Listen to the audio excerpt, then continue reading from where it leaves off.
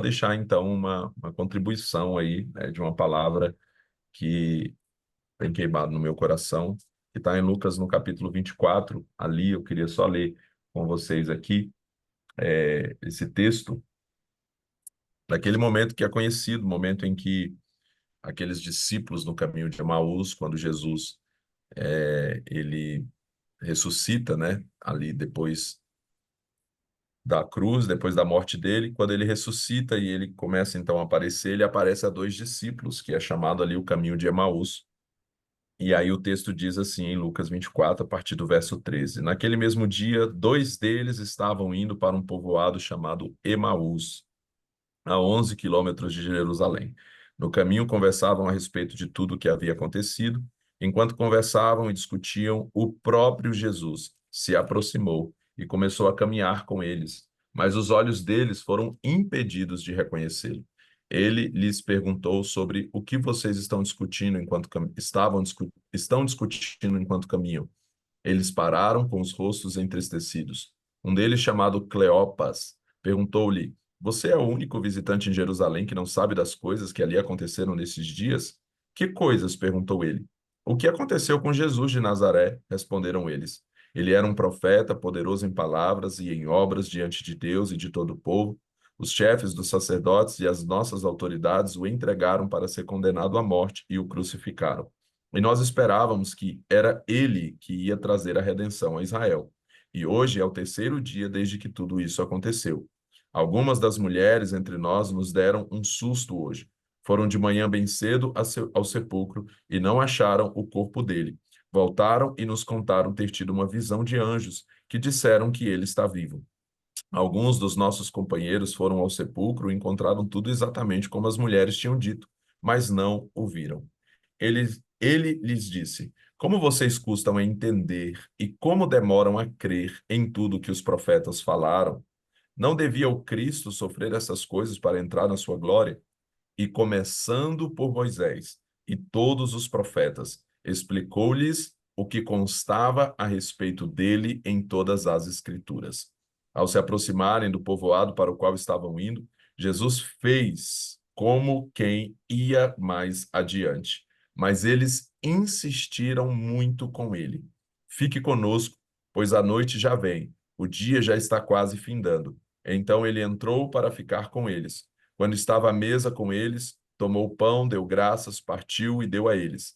Então os olhos deles foram abertos e o reconheceram, e ele desapareceu da vista deles. Perguntaram-se um ao outro: Não estava queimando o nosso coração enquanto ele nos falava no caminho e nos expunha as Escrituras? Então, aqui nesse texto, né, eu gosto de destacar algumas coisas aqui. Eu queria trazer essa reflexão aqui para a gente, né, essa palavra diante desse momento tão precioso aqui, onde esses dois discípulos tiveram a oportunidade de andarem com Jesus, mas é interessante que num primeiro momento eles não reconheceram a Jesus. Então, eles estavam andando com Jesus sem, na verdade, reconhecer que era Jesus, né? O coração deles começou a queimar, mas eles não reconheceram ali num primeiro momento. E isso é interessante, porque muitas pessoas estão assim, né? Elas estão caminhando com Jesus sem entender muita coisa, sem compreender muita coisa, mas elas estão ali caminhando com Jesus, né? O Senhor está, de alguma forma, aparecendo para elas, se revelando a elas. Mas é interessante porque ali, quando eles, nessa caminhada, né, eles começam a aprender mais ali, Jesus começa a lhes explicar por meio da palavra. É interessante porque ele usa aqui o Antigo Testamento para poder apresentar-se a eles, né, apresentar quem era o Cristo para eles. E isso é muito interessante porque todo o Antigo Testamento aponta para Jesus. A Bíblia é toda sobre Jesus. Jesus é o centro, né, de toda a palavra, tudo aponta para ele.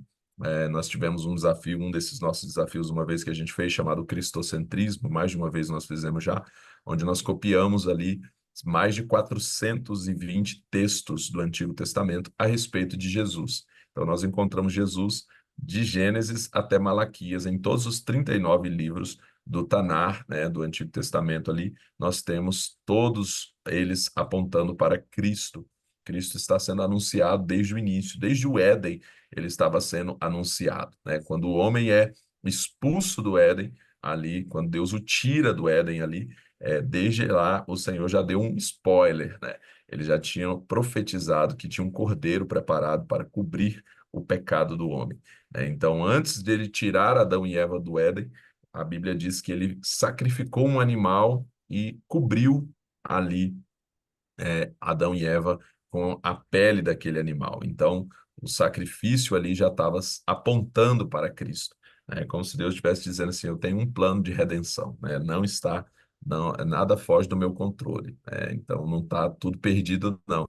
Eu tenho um cordeiro preparado aí para poder cobrir vocês, e ali já apontava para Cristo, e a gente vê isso durante todo o Antigo Testamento. A gente vai ver isso em Moisés, quando Moisés ali, por exemplo, levanta uma serpente no deserto, um ato profético que Deus manda ele fazer para que quem olhasse para aquela serpente fosse curada. Ali é uma tipologia do Cristo, ali aponta para o Cristo que seria levantado para que todos que olhassem para ele fossem curados. E depois Jesus cita isso, inclusive, assim como Moisés levantou a serpente no deserto para que todos que olhassem para ela fossem curados, assim eu também serei levantado e atrairei todos a mim. Então ele já ali tinha uma profecia, a Páscoa, né, que é uma profecia, o cordeiro ali, o sangue do cordeiro sendo passado nos umbrais da porta para guardar as casas. Então a gente vê todo o tempo esse apontamento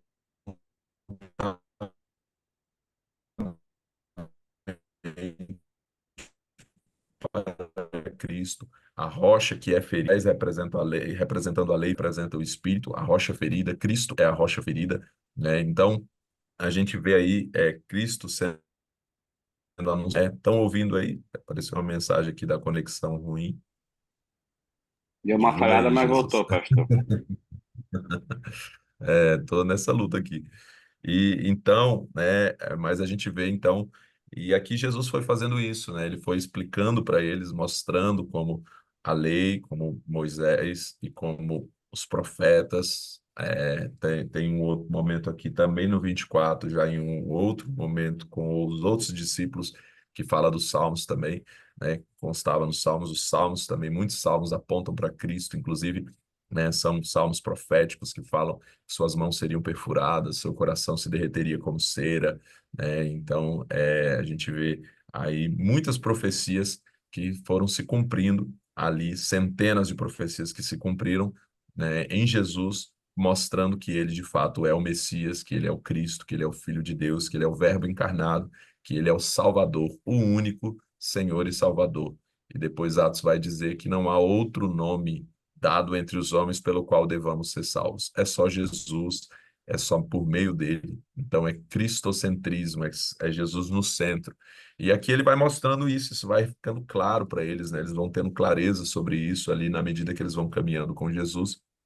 Mas o outro ponto que me chama a atenção aqui também é que o texto diz que Jesus fez como se fosse um pouco mais adiante e eles insistiram para que ele ficasse, né? Eles insistiram para que ele ficasse. E isso me chama muita atenção, porque é uma coisa que faz muita diferença na minha vida ao longo da minha história, e que Deus tem me impulsionado a falar sobre isso, entendermos que existem níveis mais profundos que nós podemos ir em Deus, mas que isso também diz respeito ao nosso posicionamento, a nós buscarmos isso, nós querermos mais, né? Existe mais, mas nem todos desfrutam disso, né? Algumas pessoas, elas experimentam essa caminhada com Jesus, elas experimentam ali conhecer um pouco sobre Jesus, e elas estão nessa caminhada, e só que existe um nível, né, de mais intimidade, de mais profundidade, de conhecer mais de Deus, que ele é provocado, que ele é buscado, né? Aqui eles insistiram, eu gosto aqui da forma como a NVI traz aqui, dizendo que eles insistiram muito com ele, né, para que ele continuasse ali. Mesmo eles não tendo tanta clareza, mas o coração dele já estava queimando, eles estavam com fome de algo maior, eles estavam com sede de algo maior ali, a partir daquelas conversas que eles já estavam tendo. E aí eles insistem para que ele continuasse. E aí o texto diz então que aí o Senhor vai entrar com eles na casa e vai ceiar com eles, né? Eles vão para a mesa, eles vão para um nível, a mesa fala de um nível maior de intimidade.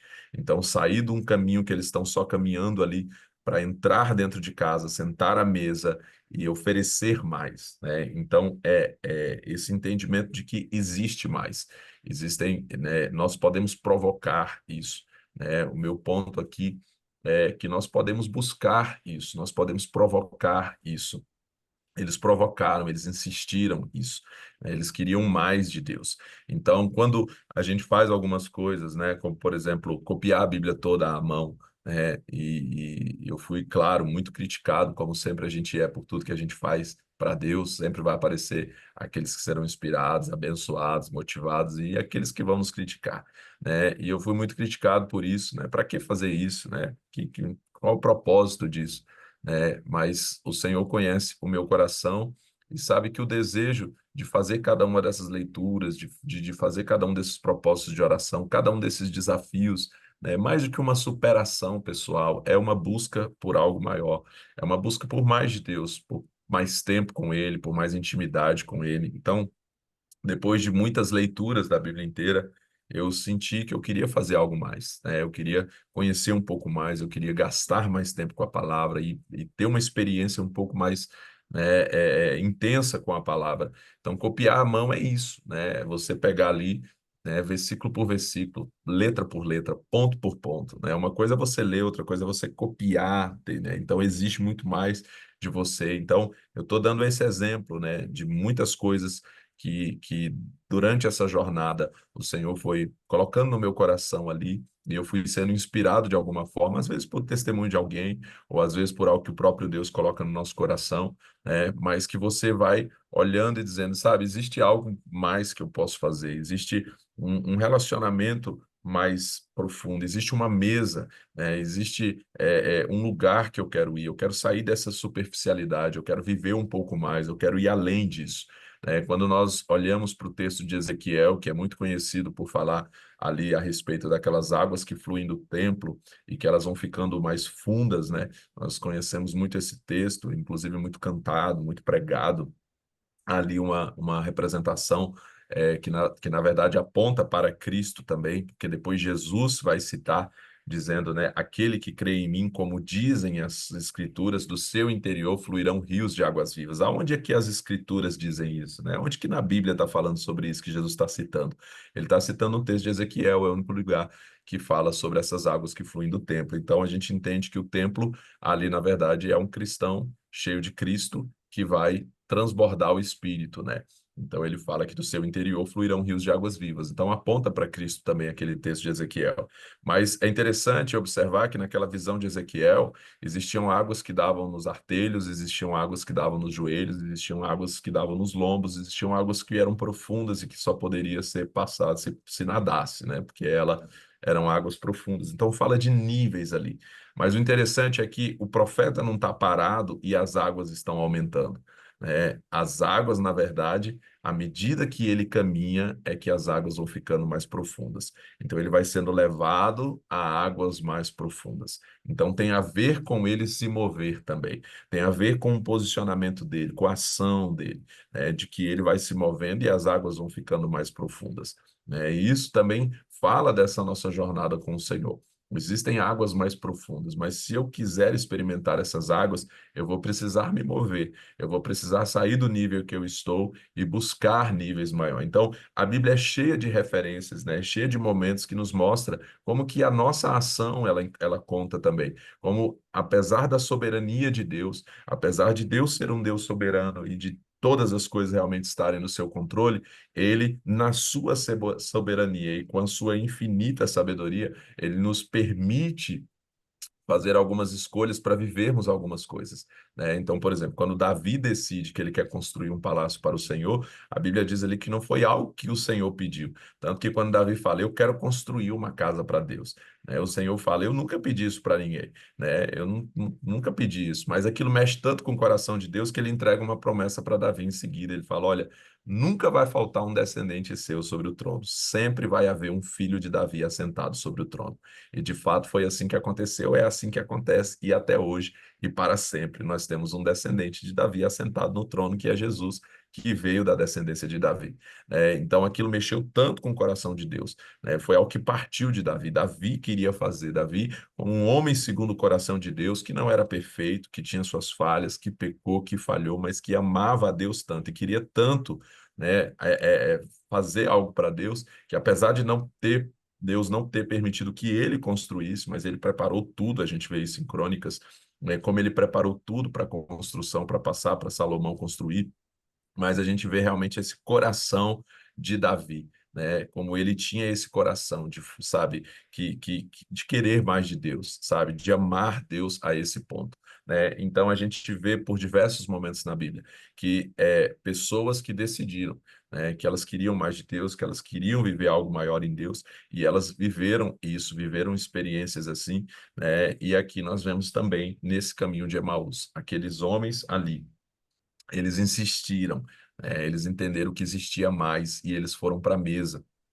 E quando você vai para a mesa, quando você vai para esse lugar de mais intimidade, de busca, você vai conhecer e vai receber mais, né? Jesus disse: quem pede, recebe, quem busca, encontra. Pedi, pedi e dá-se-vos-á, né? E então, quando você pede, quando você busca, você vai encontrar. E eles encontraram mais, né? Encontraram, inclusive, a revelação. Jesus poderia ter ido embora ali e eles não terem, né? Ali, depois que ele fosse embora ali ele poderia ficar naquilo, mas quando eles foram para a mesa, aí que os seus olhos foram abertos, né? Ali, quando Jesus parte, eles então entenderam e do que se tratava. E a glória lhes foi revelada. E é interessante porque eu fui pesquisar e o Cleopas, né? Um dos nomes aqui deles era, um deles se chamava Cleopas. E Cleopas é um nome que significa glória revelada, né? E eu achei muito interessante isso, porque esse cara tinha um nome, né, que só fez sentido na mesa. Imagina, ele carregou durante toda a sua vida um nome, Glória Revelada, né? E quando é que essa palavra realmente se cumpriu na vida dele? Quando a glória realmente foi, né, foi ali, como é que fala? Fez sentido, né? Quando foi que fez sentido de verdade? Quando ele estava na intimidade, quando ele foi além com Jesus, quando ele viveu coisas maiores com Jesus, foi que isso fez sentido de verdade. Isso falou muito ao meu coração, né? Porque às vezes nós recebemos palavras, nós temos promessas de Deus, mas quando é que essas promessas de fato vão fazer sentido, né? Quando é que essas promessas de fato fazem sentido? É quando nós vamos a esse lugar de mais intimidade com Deus, quando nós vamos à mesa, é nesse lugar que a glória nos é revelada. É nesse lugar que aquelas promessas que nós recebemos, elas então fazem sentido e elas passam realmente a se cumprir nas nossas vidas, né? E aí a gente vê isso aqui na vida dele, né? E o coração queimando, né? Então, andar com Jesus faz o nosso coração queimar. Eu sempre digo isso às pessoas, né? Ah, se você tá, não é o caso aqui, porque aqui vocês são pessoas que estão aí todos os dias dedicando o primeiro tempo ao Senhor, estão lendo a palavra, mas nós vivemos numa geração em que as pessoas não gastam esse tempo mais, né? Isso é um fato e isso, inclusive, é um dado. É muito triste de vermos quantos cristãos que hoje não têm esse tempo diário com a palavra, pessoas que não abrem a Bíblia por dias, né? Pessoas que conseguem ficar dias sem ter um tempo com a palavra, sem ter um tempo com o Senhor. Muitas pessoas que se contentam, às vezes, com um culto, uma reunião semanal, e olhe lá, né? Tem gente que às vezes nem isso, mas se contentam com isso, né? E a gente sabe que Deus tem um pão novo todos os dias, o pão nosso de cada dia nos dai hoje. E esse pão não é só sobre alimento, é sobre uma palavra, nem só de pão viverá o homem, mas de toda palavra que sai da minha boca, né? É sobre uma palavra de Deus para cada dia, sabe? É sobre receber o novo de Deus todos os dias. É sobre realmente não se contentar com a superficialidade, entender que existem águas mais profundas e viver o novo de Deus todos os dias. E isso precisa ser provocado, a gente precisa ser intencional nisso, né? Precisa realmente buscar estratégias como essa aqui de vocês, né? De vir orar todos os dias, de se conectarem, como essas que eu tenho feito, um desafio, né, de dizer, olha, eu preciso cuidar da minha saúde, mas eu preciso cuidar muito mais da minha saúde espiritual. Então eu vou unir as duas coisas, eu vou caminhar em oração, né? Eu vou ler a Bíblia aqui, eu vou copiar a Bíblia, eu vou, sabe? Então é você criar formas e estar buscando sempre, intencionalmente, um nível maior em Deus, sabe? De dizer, eu quero viver coisas maiores. Quando nós aceitamos desafios, quando nós nos desafiamos, né, a viver em coisas maiores aí, nós vamos colher das recompensas disso. Então, a gente olha para Davi, por exemplo. Eu amo demais a vida de Davi, estou sempre meditando na vida de Davi. E Davi, falando mais uma vez dele aqui, né? Nós vemos Davi como esse homem que era ávido por desafios, né? Davi é aquele menino que lá em 1 Samuel 17 chega, tem um gigante de quase 3 metros de altura, 2 metros e 90 e pouquinho, ali, um filisteu de Gate, experiente na guerra, que está afrontando Israel há 40 dias e que não tem um homem capaz de enfrentá-lo. E aí chega o Davi ali, né, com determinação e olha e fala: como é que é a história? Quem é esse filisteu incircunciso para desafiar o exército do Deus vivo? E ele aceita aquele desafio, né, e ele vai lá para poder enfrentar só o menino, mas ele vai lá para enfrentar o gigante, não na força dele, mas na força do Senhor, que ele sabia que estava com ele ali. O Deus que deu a ele força para vencer um urso, para vencer um leão. Eu fiz uma pregação sobre isso e nas minhas pregações, eu costumo fazer algumas ilustrações insanas. Às vezes eu quebro uma televisão, já fiz isso mais de 100 vezes, já quebrei mais de 100 televisores ali, pregando. É uma ilustração que eu faço, uma parábola, né, sobre tirar da sua vida aquilo que pode destruir a sua vida. Eu uso a televisão não falando da televisão em si, mas o que representa ali, né? Então, por exemplo, esse exemplo nasceu quando eu assisti aquele filme da Prova de Fogo há muitos anos atrás, e o Caleb está perdendo seu casamento, e um dos motivos é a pornografia. E quando ele decide radicalmente que ele quer salvar seu casamento, ele toma uma decisão radical, pega o computador, pega um taco de beisebol e destrói aquele computador. Quando eu vi aquilo, falei, eu quero fazer isso numa pregação. E aí eu peguei uma marreta, uma televisão, e comecei a falar sobre as coisas que podem destruir a nossa vida, que nós precisamos destruir aquilo que pode destruir a nossa vida, né? E aí eu faço isso de uma forma física, ilustrando, para mostrando que é uma ilustração. Na verdade, talvez você não vai fazer isso fisicamente, mas vai, né, abrir mão de coisas que podem te destruir, né? Então eu gosto sempre de usar ilustrações. E uma das vezes eu passei um vídeo já algumas vezes, que é um vídeo do filme chamado O Regresso. É um filme que o Leonardo DiCaprio é um caçador, é uma história real esse filme, né? E ele luta com um urso, né? E tem uma cena incrível dessa luta dele com o urso, né? Com uma riqueza de detalhes incrível, uma cena muito bem feita. E eu estava dentro do cinema assistindo esse filme, quando eu vi aquela cena, a minha ficha caiu, né? Eu falei, meu Deus, nunca parei para pensar o que seria um menino vencer um urso, né? E ali eu tive noção do que é lutar com um urso, né? Porque a gente meio que tem uma ideia de um urso como uma coisa assim, ursinhos carinhosos, né? Ursinho puff, um negocinho assim, meio, né? E quando você vai ver o que é um urso, né? Você fala, cara, o urso é um monstro, né? O cara era um caçador com um rifle ali e estava apanhando o urso daquele jeito, né? Então, aí eu comecei a imaginar isso, né? Então, humanamente seria impossível que Davi vencesse um urso.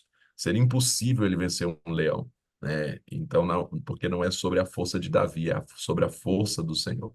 É sobre a coragem de Davi, a decisão de Davi, o posicionamento de Davi, mas é sobre a força do Senhor, né? Tanto que ele fala isso quando ele chega diante do gigante, antes de jogar a pedra. Ele profetizou, ele disse o que ia acontecer antes que isso acontecesse, né? E ele disse: hoje você vai cair por terra, eu vou cortar a sua cabeça e eu vou entregar o seu cadáver aos animais do campo. E todo esse exército que está com você, nós vamos entregar os cadáveres dele, né? E toda a terra vai saber, né, que Deus dá a vitória, que a vitória é do Senhor. Toda a terra vai saber. Davi profetizou e, de fato, toda a terra sabe. E a gente está aqui 3.000 anos aproximadamente depois daquele episódio falando sobre ele, né? Então, mas o ponto é que Davi realmente se posicionou para aceitar desafios, entendeu que ele não ia vencê-los na sua força, mas na força do Senhor, né? Sendo quem ele foi chamado para ser, né? Esse texto também nos fala sobre identidade, porque Saul tenta colocar a armadura dele em Davi, Davi não conseguia nem se mexer com aquela armadura,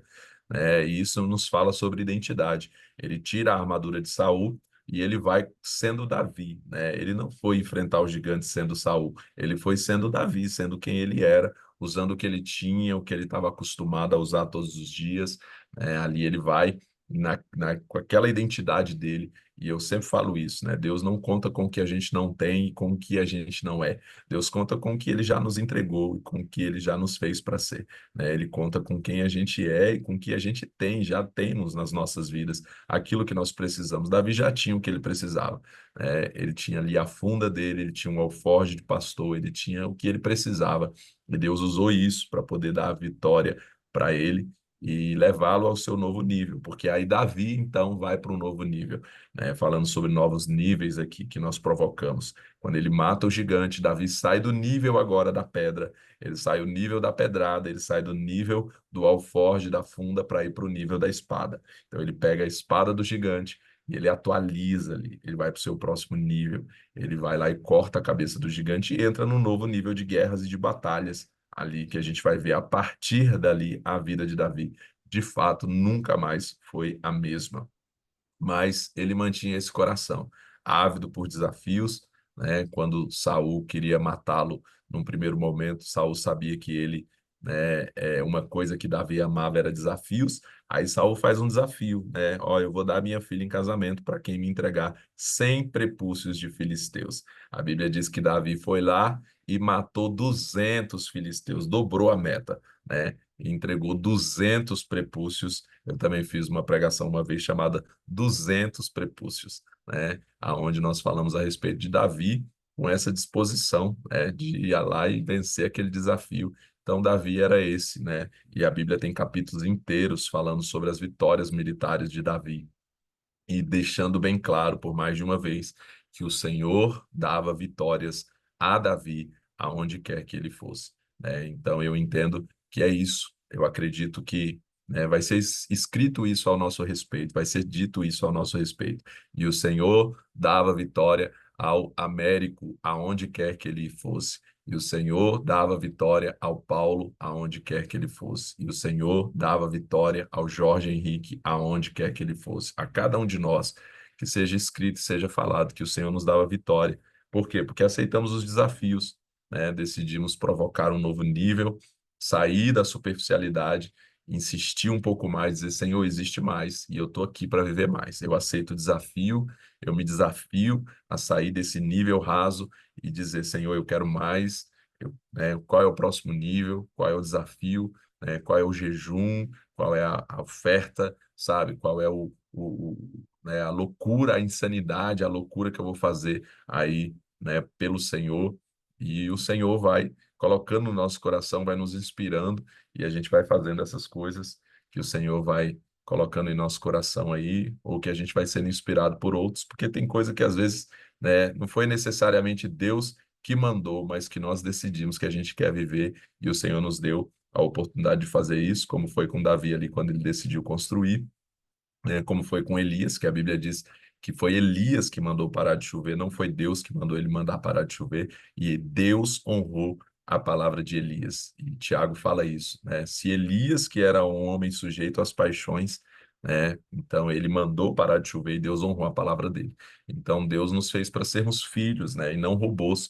E como filhos, nós queremos que os nossos filhos cresçam, tomem decisões, e a gente se alegra em ver o crescimento deles. E Deus, ele ama, como filhos, né, que a gente também possa fazer escolhas e que a gente possa escolher, então, fazer as coisas que vão nos aproximar mais dele, nos fazer mais, viver coisas maiores em Deus, né?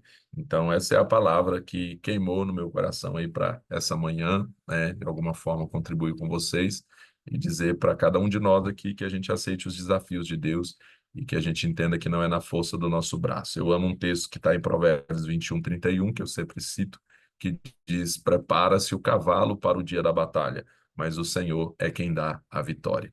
Eu entendo com esse texto que existe uma parte que é nossa, existe uma parte que é só de Deus, né? A parte de Davi era atacar a pedra, a parte de Deus era fazer o gigante cair por terra, né? Então, a gente tem uma parte que é nossa, prepara-se o cavalo para o dia da batalha, mas o Senhor é quem dá a vitória. Então nós aceitamos os desafios, sabendo que a vitória vem do Senhor, né? Nós decidimos provocar esse nível, sabendo que é Ele quem vai nos revelar a glória quem vai nos mostrar mais, quem vai nos dar mais, quem vai nos fazer mais. Então, damos esse passo, nos movemos e as águas vão ficando mais profundas em Deus aí nas nossas vidas.